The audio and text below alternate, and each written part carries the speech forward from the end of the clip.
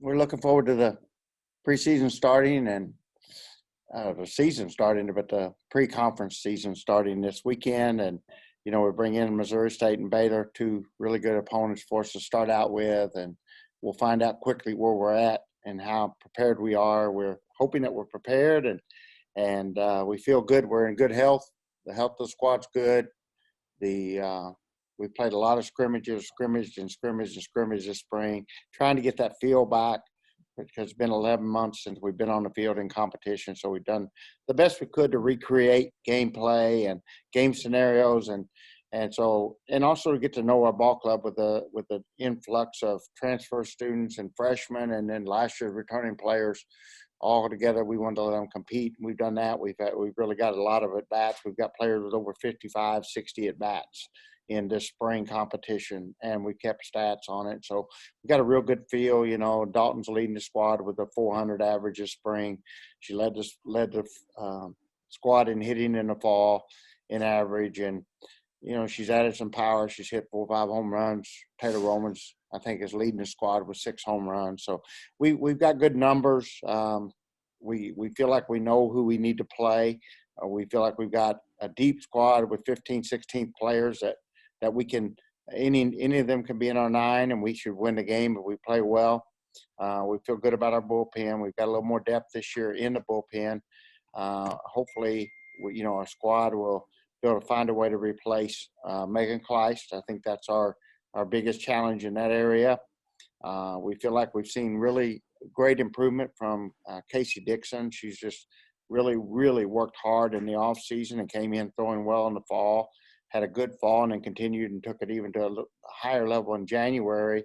And then I think Kendra Lamb, who redshirted in the 2020 season, has exceeded every expectation that we had for in January. She has really grown well. And I think that we're going to see those 2 kids along with Summer Ellison, start the games here in the early part of the season. And we'll go from there and try to develop depth in our bullpen as we go. Questions for Coach? So do you have any more of a handle on who your better third baseman is? We're just going to keep going with it. I'm liable to do anything, and I'm really happy we've been rotating them consistently throughout the preseason again, just like we did in the fall. I think I'm starting to, in my mind, I'm starting to settle in on that lineup, maybe a little quicker than what I expected to. But I'll just wait and we'll see how the pencil works when we write the lineup card out, because there's so much going through my mind, so many different options right now that I don't want to lock myself into one thing or mislead anybody if I do something different. But, I mean, they're both just as capable of playing third as they are short. Did you see that in January? Absolutely. And I think the variable that has, come into play in the last week or so is that Melissa Mayu is a really good third baseman as well. And, she struggled some at that position early last year, but she's came back much better and really, really had a good January defensively. We played her all over the diamond. We played her at catcher. We played her at first. We played her at second. We played her at third. And she's starting to hit the ball really well right now. And so she's putting herself into this conversation, and so we're going to see how it all plays out. Has she improved her stock more than any player on the team from the first day of January practice to now, or who has? I think you'd have to list Casey Dixon, Kendra Lamb, and Melissa Mayu as the real surprises of January. And even, I'm really proud of Kylie Sands, a freshman, who's caught behind all those kids. But I'm really proud of Kylie Sand, and I just think she's going to be an absolute tremendous player for the Ragin Cajuns. And I don't want to waste her this year on 3 or 4, appearances or 3 or 4 starts. I want that kid I think she can be a 4-year starter for us. So I'm really proud of her too. She's batted over 400 this spring and really had a good offensive January, and she's always been outstanding defensively. So those four kids, I think, more than any others, have kind of surprised me and where they're at. Did was there a point last summer when you figured you wouldn't get Lamb back from Australia because of all the COVID stuff and everything? No, Like, is that a bonus for you? no. What are the Did she go back chances? and- Go Did ahead. you go back and then come back though, and despite all the COVID stuff, or did she never go back? She went back, but there was never restrictions on Australia. It was that's not, it was complicated getting Melissa Mayu back from France in January, and we ended up, she actually got back to spring training camp. I mean, she got back to practice a week and a half later than everybody else. But with Australia and Kendra Lamb, it was never ever an issue. Gotcha.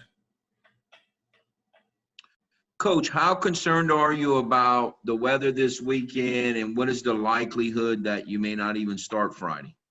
It's going to be 48, I think, and 42 is what it said today. One thing we learned, I mean, I left my office Friday afternoon, 3 o'clock, and the high Friday was 36 and the high Saturday was 36. So when I got to Arnoldville, I looked at the weather app and it was a high of 48 and 45. So it changed 12 degrees on my 30-minute drive home. So, you got to take those forecasts ahead of time somewhat with a grain of salt. It's information that we need to look at. And, today it's saying 48 and 45, we'll play. And it'll be cool and it'll be a little cold. And especially we have 77 on Wednesday, then we know it's going to feel cold to our girls. But it's going to feel cool to Baylor. It may feel hot to Missouri State. They're coming down from Springfield. So we just deal with it. There's nothing we can do about it. I just hope the sun's shining. I hope it's not wet and cold. If it's sunshiny and cool, that's doable. And as far as not playing, there's nothing to be gained by thinking the games may be canceled or we won't play. So I'm thinking we're going to play up until the time the game starts or it's canceled. We're going to play. And what about summer last year, Coach? Was there a point when all the COVID stuff was happening that you figured that she was moving on with her life and that was it? And were you like totally shocked when she decided to come back, or did you kind of sense deep down that she would? She really was one of the ones that was pretty from the beginning said, I'll come back. I think I owe it to the fans and the program to come back and play if I can. She really was a quicker decision, and Julie Rawls had a really hard decision with her wanting to go to law school and trying to decide if she should put her professional life on hold to play another year of softball. Sarah Hudak decided to move on and wanted to get into PA school or PT school, and decided 5 years, was enough. And it was time to move on with her, personal, private, professional life. And really, Sarah Hudak really struggled with that because she loves the game of softball. And we miss her, I thought she made the right decision. That was my advice, was to go on. At the same time, I loved coaching that kid and I wish she was here. And I think, summer, it was a little, in her mind, it was something she could do. And my concern for her was just balancing married life and family life now that she has. And especially in the early days of marriage, it's going to add a little stress that they don't necessarily need or have to have, but she's choosing to do it. And I think she got a great intent. She's doing it for our fans and doing it for the program. And I admire her for that. And so we're rooting for a great season for her for that reason.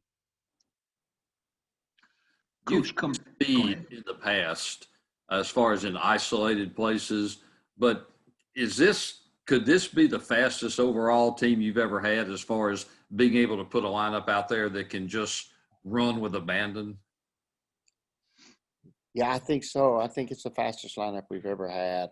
Keely Milligan by herself alone was a force on the bases and made that team really fast. And of course, we had Rain O'Neal, who still have, but you know, Taylor Romans is extremely fast, and Jenna Keene, she's right there with Milligan. Like she's fast, and Frankie Izzard is really fast. So we got a lot of speed on this ball club, and you know, I think it'll, you know, we're not going to run just to run. We're going to run if we feel like it makes us a better ball club as far as winning games. And then the difference this year too is we're going to think about the health issue and how much we want to get risk injury. You know, I was letting Milligan run when it was 4-0, 5-0. We'd still let her run, and I may not do that this year. You know, you got to balance out the whole situation, the season that's at risk here, and we'll see. And maybe I will. You know, I like our kids to play loose and aggressive. And I used to always say, never ever worry about an injury. That's when they'll happen. Don't worry about injury. But as I've gotten older, I tend to think a little bit more about, you know, how to prevent or how to not risk an injury when it's not necessary. Is it going to be like a pinch runner? Like she kind of the runner off the bench girl? You know, right now it's where I look at defensive replacement in the outfield, possibly. She's been very good in the outfield at times. She still has a little bit of trouble making some reads on some really hard hit balls or the wall in our park. But she does some things outstanding on the defensive side of the ball. We could use her there, and she's batted, to her credit. Like in the fall, she had a rough fall. Her batting average probably was sub 200, and she's came back this spring and hit 360 for us all spring, and a lot of it bats. So she had a really good offensive spring. She's just hooked with a really talented roster and lineup, and definitely capable. If we had her in our lineup every day, I have no doubt the kid would hit 320, 330. It's just our lineups. It's a tough competitive lineup, and so I see her role as you know, helping us mainly as a pinch runner and defensive. But if we have injuries and it comes down, she needs to start. You know, she could definitely bat and lead off of the 2-hole for us, and she's that good. She's a nice player. Can you compare Sarah Hudak with Brian skills wise? Like what's the difference there? You know, Brian has more. She's got elite speed, elite speed. Sarah has an elite arm, and if of all the tools, you know, Sierra would tell you her arm would be her weakest. You know, that would be her the farthest thing from her strength. Her strength is her speed and her athleticism. She's a freaky athlete. And she's not very big, but she's got tremendous power. And, of course, she hits for average. She can lay down the bunt, beat it out. She could slap if you want to. Her offensive side is really good. She goes into gaps and gets balls on defense. She can run down fly balls. And so Hudak was more, I would say her ability, you know, she had power. She could hit for average. Similar in that regard. She just didn't have the elite speed that Brian had. But on the other hand, her defensive reach and her arm was through the roof. So, I thought Sarah was right there. Just the only thing kept her from being a complete 5-tool player. It might have been elite speed. Bryant, the only thing he's her from being a 5-tool player, just that elite arm and extra arm strength. But two very similar players, different packages, different size, but both just absolutely great players. So in these first few weeks, you're going to be playing, I'm sure, are you going to be looking for a long-term lineup, or are you just going to play the 13, 14, 16, 15 girls and just kind of whatever happens? Yeah, I think we'll just try to keep putting our hottest hitters in the lineup, and then we got to rotate. We know we're going to have to look at different players to keep them game ready. Can't just let them sit on the bench for 2 or 3 weeks and expect them to play. So I feel like we're going to have to rotate at least 12 players in that batting lineup. at the same time, we're trying to win. And you got Baylor in, and week 2, you've got we go over to UAB, and then week 3, you come back and you've got LSU and Oklahoma State, and then you go to Memphis week 4. So, I think these first 3 weekends, especially, I want to play 12 batters if I can force myself to do that on game day. Because usually, when you start writing that lineup, you have a feeling that against this pitcher, these 9 are my best hitters, and it won't be the same 9. It's if it's a rise ball pitcher, I'm gonna have Caitlin Allrink in the lineup. She hits the rise ball. I'm gonna have Alyssa Dalton in the lineup. I'm gonna have Taylor Roman in the lineup. If it's a drop ball pitcher, Juice Mills has to be in the lineup, and Julie Rawls has to be in that lineup. Now, some of those kids need to be in the lineup every day. And so then we're going to look at, I think Melissa Mayu can hit the rise ball really well.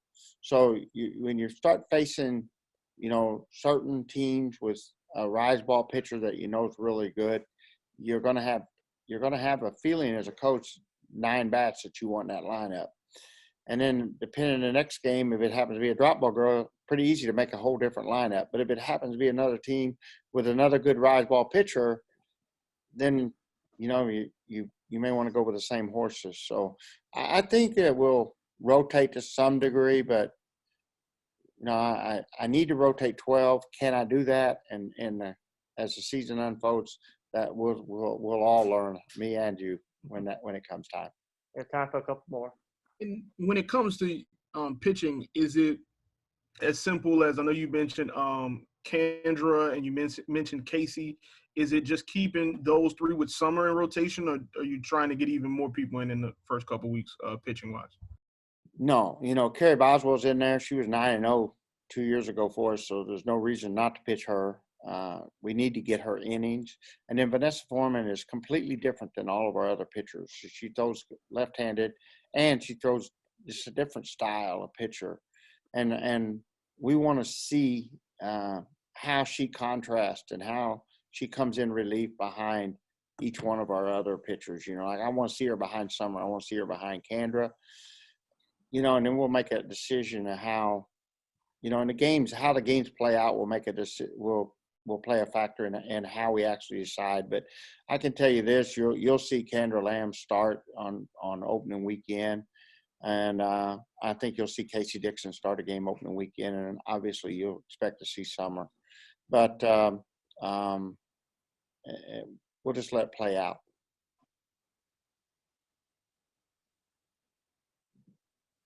Anything else for Coach? Beard last. How long will the beard last? Till we lose. When we lose, it's probably gone. Now, if we win a whole bunch and we lose, I might keep it, but it won't last long. I've been tempted to cut it off almost every single day, but I'm gonna keep it till we lose one game.